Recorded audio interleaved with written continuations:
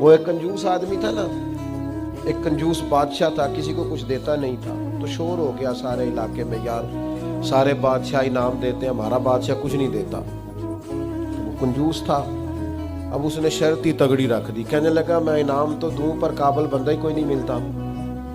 میں کہا جناب کس قسم کا قابل چاہیے؟ کہنے لگا جی میرے سوال کا کوئی جواب دے گا تو اسے انعام دو۔ کہا آپ کا سوال کیا؟ کہنے لگا بتاؤ میری ہتھیلی میں بال کیوں نہیں؟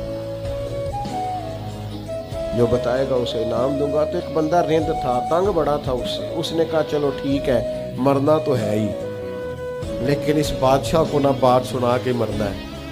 کنجوس تھا اور زمانہ جانتا تھا کنجوس ہے۔ کہا جی میری ہتھیلی میں بال کیوں نہیں؟ کہنے لگا جناب آپ سخی بڑے ہیں، دے دے کے بال گھس گئے آپ کے۔ اب عظیم آدمی ہے، بڑی سخاوت کی آپ نے۔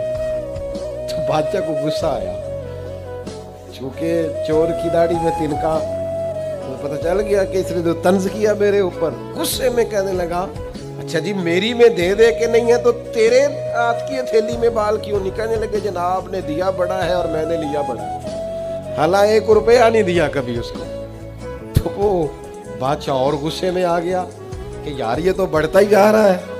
اس نے کہا اچھا جناب تو یہ جو سارے بیٹھے ان کے ہاتھوں کی ہتھیلیوں میں بال کیوں نہیں؟ کہنے لگا بادشاہ آپ دیتے رہے میں لیتا رہا، یہ ہاتھ ملتے رہ گئے بیچارے، کہ اس لیے نہیں ہے۔ بادشاہ مجبور ہو گیا، کچھ نہ کچھ دینا ہی پڑا۔